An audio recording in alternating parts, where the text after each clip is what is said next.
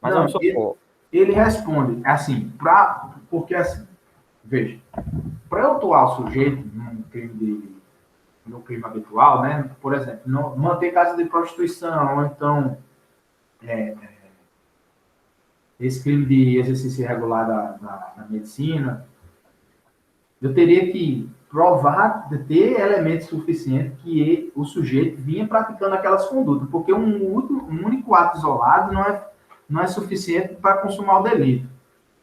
Entendi. Aí a corrente doutrinária majoritária vai dizer, ó, não tem como atuar o sujeito em flagrante, porque eu não tenho elementos suficientes para provar que ali está em estado de flagrância. Mas, no caso concreto, ele vai responder pelo crime, mas a autoridade policial ela tem que instaurar a portaria. Ele vai responder pelo crime. E para eu comprovar a materialidade delitiva, eu vou ter que provar que ele não foi um ato isolado, foram vários atos. E eu só vou conseguir provar no decorrer da persecução penal. Entendi. Você instaura a portaria e vai fazendo as diligências de investigação É, para instaurar ou um PIC, né, que o MP vai, MP, toma de conta, ou então é, instaurar um possível inquérito policial, né? isso, eu estarei, pronto, eu como autoridade policial, chega uma guarnição na polícia, vamos supor um caso concreto, né? Chega ali uma guarnição policial, ó, estou com esse sujeito aqui, que foi uma denúncia que a gente recebeu, que ele estava atuando como médico na cidade tal, e ele não é médico. Tudo bem. Eu tenho elementos que seja suficiente para que esteja nos autos, né? Que esteja ali para saber que ele já vinha atuando ali naquela cidade há muito tempo, né? Vinha praticando vários atos. Não tem, ele não tem como atuar ele faz. Mas eu vou instaurar inquérito, né? Vou colher a oitiva do condutor, das testemunhas. E naquele dia ele realmente, inclusive a oitiva dele. Peguei aqueles autos. Aí eu vou determinar as diligências, né? Vou determinar que se intime outras testemunhas, que se intime testemunha tal, que faça diligência para buscar algum tipo de prontuário, né? Uma suposta unidade de saúde que ele ia atuar. Para que eu tenha elementos que possa fundamentar que ele já vinha exercendo essa profissão há muito tempo, entendeu? E aí eu formo essa persecução penal, essa primeira fase, para dar elementos para que o Ministério Público possa oferecer denúncia. Entendi, Eric. É justamente também, até para instigar, né? Para ter mais a materialidade do crime. A autoria possivelmente tem, mas com a materialidade de fato, aí você vai Mas dizer. possa ser que não tenha, velho, que aquele sujeito atuou ali a primeira vez. Exato. No primeiro dia que ele atuou, que ele estava atuando ali, foi flagrado, entendeu? Vou tirar a última dúvida, Ari, para dar sequência, né? A gente seguir. Aí, Ari, no caso, a portaria, nesse caso, que não investiga, ela faz o quê? Ela arquiva e quem pode arquivar o próprio delegado? Como é que funciona na prática a questão de portaria? Porque como o delegado, né, ele não tem competência, né? Assim como o promotor, ele tem atribuição, quando é um processo, é arquivado, né? Ou ele dá sequência. E quando é em questão de ato administrativo, como a portaria? Qual é o linguajar e como é que funciona? Para instaurar a portaria, Gustavo, o delegado ele precisa instaurar inquérito. Uma vez instaurado o inquérito, ele não pode arquivar o inquérito mais. Ele vai fazer todas as diligências possíveis. No relatório dele, quando ele terminar ali o inquérito, ele vai redigir o relatório, que é uma peça, que ele vai trazer ali tudo que ele vai fazer um relatório minucioso, né, de tudo que ele produziu durante o inquérito. Ele vai remeter, dependendo do estado, ao juiz, né, que o CPP manda remeter ao juiz. Mas alguns estados já remetem direto ao Ministério Público. Questão de eficiência, de celeridade. Aí ele remeteu lá ao Ministério Público representando pelo arquivamento do inquérito, porque faltou materialidade, faltou autoria, entendeu? E aí o Ministério Público, como aquela alteração do pacote de crime está suspensa, aí ele vai seguir todo aquele trâmite, né? Poderá arquivar se o Ministério, se não tivesse sido suspensa aquela alteração lá do pacote de crime, mas como está suspensa, aí vai utilizar como se já fazia antes, né? Vai remeter o juiz, o Ministério Público, sem denunciar também, porque ele não tem elementos. ele pode também pedir requisição, ao determinar a requisição do delegado. Ó, delegado, faça essa diligência. Você deixou Vossa Excelência deixou de fazer essa diligência aqui, pontuar as diligências, pedir para o delegado, requisitar que o delegado faça. Ou então ele pode entender, junto com o delegado, que é caso de arquivamento, e representar o juiz pelo arquivamento. Entendi. Ele dá o parecer, né, para representar para o arquivamento e concorda com o delegado. Ou se ele achar que deve oferecer a denúncia, ele oferece e dá seguimento. Ou ele pode mandar voltar para o delegado para dizer novas diligências para ele dar seguimento com a denúncia. Mas sempre, independente de qualquer coisa, o crivo do arquivamento, uma vez instaurado, vou fazer uma linguagem bem curto, chulo direto, lascou. Só o juiz arquiva. Se instaurar, só o juiz arquiva. Lembra que o pacote anticrime dá essa liberdade, né? Dá esse direito que o arquivamento ocorra no próprio âmbito do Ministério Público. Isso aí a gente estudou lá quando concluiu o inquérito. Mas está suspenso. Aí, se no caso, se não tivesse suspenso, o MP podia arquivar, não é isso? Podia arquivar no âmbito do próprio Ministério Público, aí iria comunicar o delegado, ia comunicar a vítima, ia comunicar o investigado. Show. Obrigadão, Ari. Mas nos crimes formais, né, o flagrante em crime formal. Flagrante em crime formal, o crime se consuma de consumação antecipada, ou não se exige o resultado. Por exemplo, a concussão, quando o recebimento indevido da vantagem é mero exaurimento. A prisão em flagrante é possível, mas deve ser feita no momento da consumação. Isso aqui tem, às vezes, o pessoal, principalmente a praxe policial, comete alguns equívocos. Porque o pessoal acha que o crime vai se consumar com o recebimento da vantagem. Não é com o recebimento da vantagem. É com a exigência da vantagem. Então, o flagrante tem que ser aqui, ó. Se já houve a exigência da vantagem, acontece muito nos casos concretos, vocês podem pegar isso nas questões, que, por exemplo, houve já a exigência, a vítima ficou de entregar a exigência indevida em um momento posterior, e a polícia quer fazer o flagrante ali naquele momento. Não é possível. Por quê? O crime já havia se consumado. Tem que olhar o momento da consumação para ter o flagrante, entendeu? Porque, ó, no momento da entrega, do recebimento da vantagem, é mero exaurimento do crime. Pode ser que possa ter feito a exigência. Acontece muito. O policial, no uso das suas atribuições ali, no exercício da profissão, fez a exigência. Acontece muito nas questões, né? Fez a exigência. A vítima vai entregar dias depois. Nesse momento que a vítima vai entregar, é mero exaurimento do crime. Ali não existe mais flagrante. Aí, muitas vezes, a corregedoria, ou então a própria polícia vai realizar aquele flagrante ali, mas já não se tem mais estado de flagrância, porque a flagrância ocorreu antes, no momento anterior, quando foi o momento da exigência. Deu para sacar aí, Gustavo? Com certeza, ficou perfeito aí, como sempre. No crime continuado, né? É um benefício para o agente que pratica uma série de crimes nas mesmas condições. Isso aqui é uma ficção jurídica, o crime continuado. Está lá no artigo 71 do CP. Na continuidade delitiva, cabe flagrante em cada crime isoladamente. Por isso é chamado de flagrante fracionado. Pronto, a gente entraria nas questões, mas eu vou dar aqui por encerrado a aula. Gustavo, se tiver alguma intervenção aí, pode fazer. Né? O pessoal aí também, se tiver alguma dúvida, pode fazer. Eu vou encerrar a aula, se ninguém tiver pergunta. Ari, eu tenho. Como eu disse, assunto. Eu ainda vou passar a noite estudando. Agradeço pela aula e pela estiga. É o seguinte, Ari, eu não sei se você já falou, se não, me perdoe, mas para ficar consolidado na mente. A questão de prisão, né? Você vem a PPPL, né? Que é a pena privativa de liberdade, que pode ser aberto, semi-aberto e fechado, certo? Vou esquematizando o mapa mental na minha mente. Aí tem as cautelares, né? Preventiva, temporária e flagrante, não é isso? Aí dentro dessa eu tenho que enxergar, no caso de flagrante, como você bem definiu, os vários tipos, se cabe ou não cabe, né? Se é ilegal ou não, para ela ser relaxada ou de crime possível. E eu vou dar uma olhadinha com mais afinco, que ainda não está muito claro em relação da preventiva, né, e da temporária, até quando você falou, né, na peça, como é que deve ser. Eu vou decorar esses requisitos aí estudados. É porque a gente vai...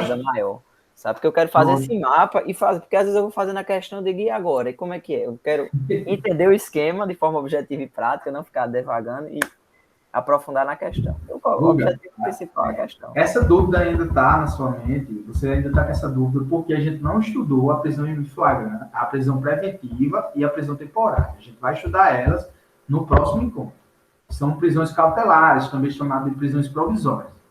Tanto a prisão temporária está prevista na 7960 de 89. Aí você vai ter lá, para a prisão temporária, um rol taxativo de crime no artigo 1º, inciso 3, e você vai ter no artigo 1º, inciso 1, dizendo que ela é imprescindível para as investigações. Então, tem que ter aquele rol taxativo de crime, um rol taxativo, e ela tem que ser imprescindível para as investigações. No inciso 2, vai dizer que quando não é possível, que pode ser decretada a prisão temporária também, quando o sujeito não tiver elementos de identificação, que não tem como identificar ele. Então, a gente tem aí essa questão da prisão temporária. Então, é uma prisão imprescindível para as investigações. Ela pode ser por 5 dias, se for o crime hediondo ou equiparado, ela pode ser por 30 dias, prorrogado por mais tempo. 5 dias, prorrogado por mais 5, se for hediondo equiparado, 30 dias, prorrogado por mais tempo. Isso é caso de prisão temporária. Tem que ter representação do delegado de polícia ou ter requerimento do Ministério Público. Então, ela só ocorre no âmbito da primeira fase da persecução penal, que é na fase do inquérito. Não pode ter prisão temporária na fase do processo. Beleza? Beleza. Na prisão preventiva, eu tenho os requisitos nos crimes 311 e 312. Então, pode ser aqueles requisitos: manutenção da ordem pública, manutenção da ordem econômica, para garantir a aplicação da lei penal ou para assegurar a persecução penal, né? Então, para preservar a persecução penal, tem para manter a ordem pública, para manter a ordem econômica e para aplicar a lei penal, para assegurar a aplicação. Então, a preventiva, ela é basicamente quando já está em investigação. E a temporária é para assegurar com que os elementos não sejam desfeitos, né? Antes de entrar na ação. Ou entender errado. Não raciocina assim, senão você erra. A gente vai estudar com mais profundidade, mas só para clarear a sua cabeça. Na prisão temporária, eu vou decretar ela para ser imprescindível para as investigações. É a prisão do delegado. Por quê? Ele vai dizer assim: ó, prenda esse cara aqui, porque é imprescindível investigar com ele preso. Se eu não prender ele agora, de forma urgente, né, vai trazer sérios prejuízos para a persecução penal. Eu preciso, para a primeira fase da persecução penal, eu preciso que eu prenda ele para que eu investigue. É isso a prisão temporária. O taxativo de crime imprescindível para a investigação. Qual é a lei, Ari? Tu pode repetir a lei da temporária? Tu lembra de cabeça? Lei 7960 de 89. Aí você vai estar lá, o artigo 1º, inciso 1, vai dizer que ela é imprescindível para as investigações, e no inciso 3 vai trazer o rol taxativo de crime. Tranquilo? Beleza. Você vai... Ei, desculpa. Pode dizer, Tamara, pode dizer. Você vai disponibilizar, eu vou precisar sair, o slide de hoje e as questões do Drive, né? Sim. Ok, pois eu vou precisar sair. Obrigada. Até breve. Tamo junto. E aí, Ari? Oi, Valéria. Boa noite. Ari, as disciplinas que vai entrar nesse concurso da Polícia Civil é informática e português, a mais do que a gente vinha estudando, ou tem mais algum? Sabe dizer? A gente, nesse módulo agora, desse mês, a gente tem informática e tem português, a mais, fora as disciplinas de direito, né? Uhum. E no módulo seguinte, a gente já vem com português, informática e raciocínio lógico. Ainda tem raciocínio lógico, né? Não nesse módulo, no próximo módulo. Não, sei, que é para... Eu quero saber, assim, assuntos novos, assuntos que vão entrar na prova da Polícia Civil aqui da Paraíba, não é isso? Valéria. Talvez. A gente está fazendo um juízo aí, né, um juízo assim... Para mais, né? Para mais, porque a gente não sabe como vai vir, né? Assim, provavelmente tem, né? Mas se não vir, tá certo. a gente fica mas a gente está preparado, né? Tá bom, com certeza. É isso aí, vamos para cima. E, Gustavo, deu para pegar aí mais ou menos com uma ideia da. Aí na Entendi. preventiva, eu tenho que ter um crime com pena máxima superior a 4 anos, tranquilo? E tenho que ter aqueles requisitos.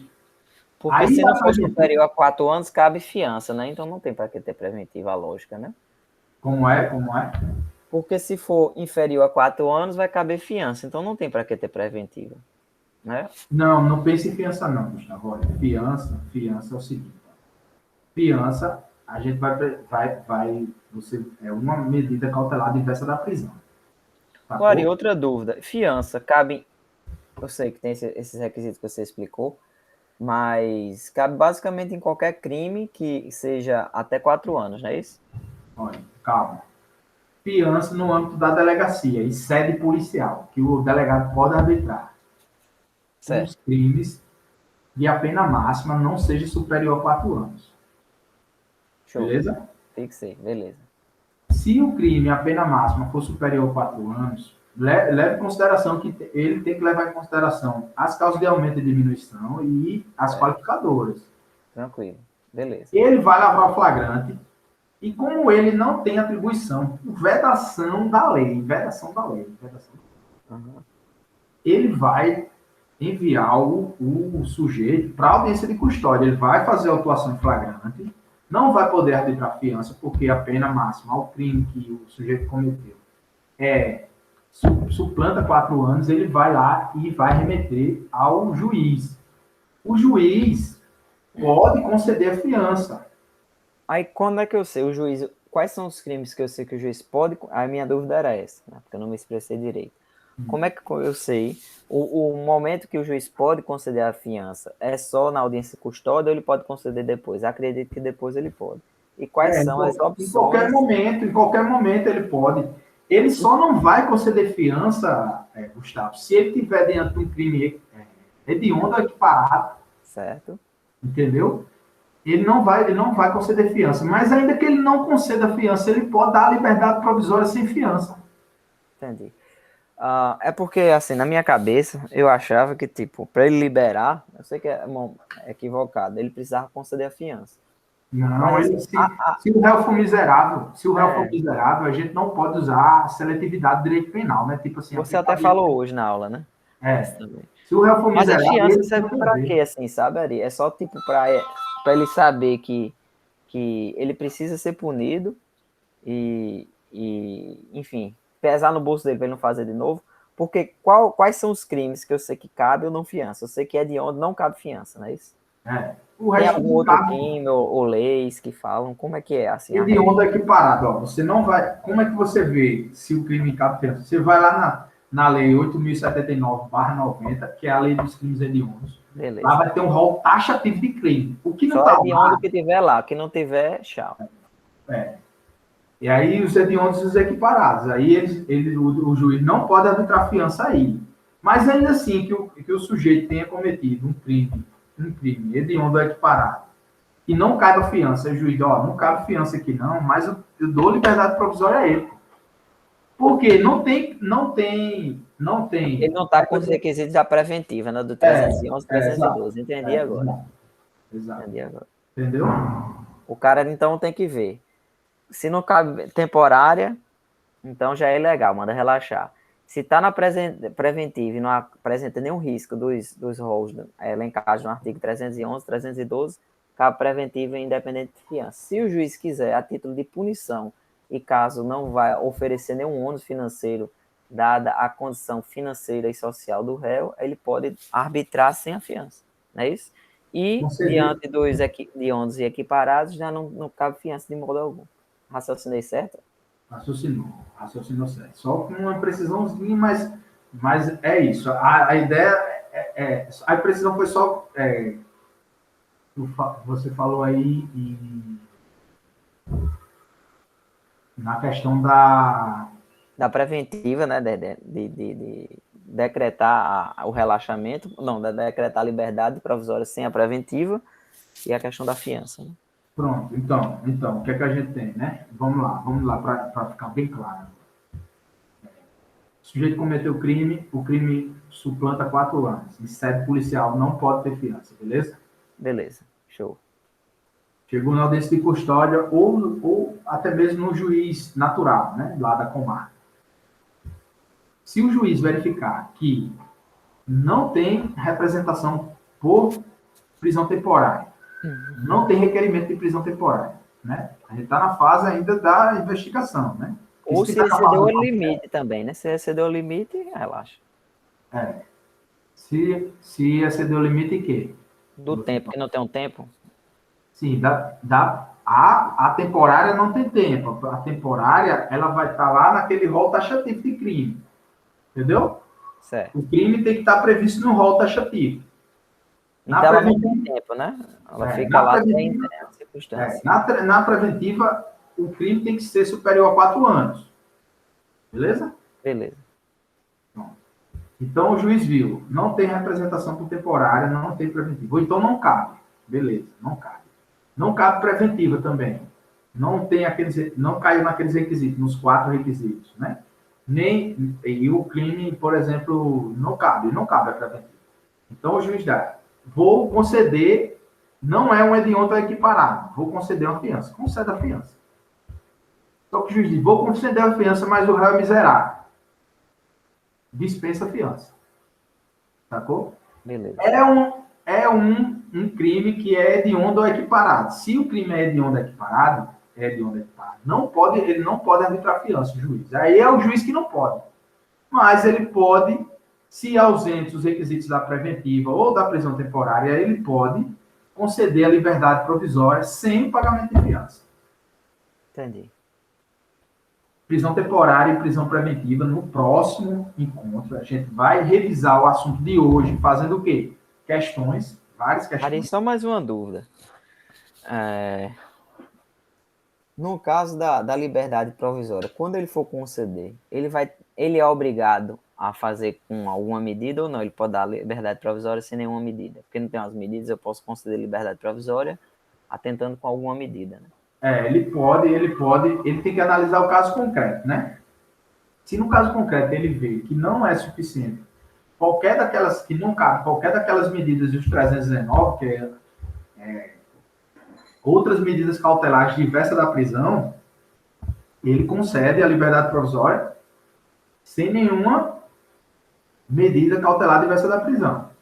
Se ele entender que, no caso concreto, cabe uma medida provisória diversa da prisão, ele vai conceder a liberdade provisória, cumulando com a medida cautelar diversa da prisão. Aí a gente vai lá no 319 e olha lá as medidas cautelares diversas da prisão. Monitoramento eletrônico, proibição de frequentar determinados lugares, limitação de final de semana, recolhimento domiciliar. Tranquilo?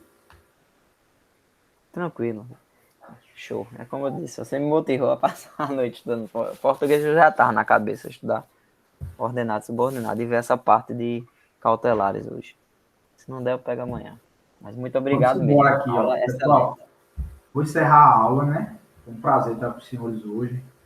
Né? Vamos aí, quem for para pirar, vai lá para pirar com violência. Se mantém lá nos detalhes, né? A gente tá no grupo aí, vocês tiram a dúvida nos grupos, coloca, sei lá, tira a dúvida no grupo, manda lá informações e tal, a gente tá lá engajando lá. Os meninos não estão presentes hoje, mas vão estar presentes no próximo encontro, porque estão fazendo lá a prova, vão fazer amanhã, né? A prova do MP do Distrito Federal, né? Então vamos fazer lá, rezar um Pai Nosso, uma Ave Maria lá para os caras, mandar vibrações positivas lá para eles, né? E essa caminhada do concurso desgasta demais e a gente tem que estar ali atento para que não caia aí a motivação. A gente não pode deixar a moral cair. Nessa caminhada do concurso, vale muito mais essa questão de estar ali sempre com a faca nos dentes. Claro que a gente tem os altos e baixos, mas não pode deixar cair a motivação para você se manter ali firme na caminhada, né? Então, vou mandar essas vibrações positivas aí para eles. E, com certeza, assim, se não for nesse concurso, em alguns dois, tanto ele quanto a gente que aqui está ali na batalha, está ali construindo degrau por degrau, a gente vai chegar. Eu vou encerrar a aula aqui de hoje, foi um prazer, beleza? Um abraço a todos. Obrigado, Tá bom. valeu. Tchau. Boa noite. Valeu mesmo.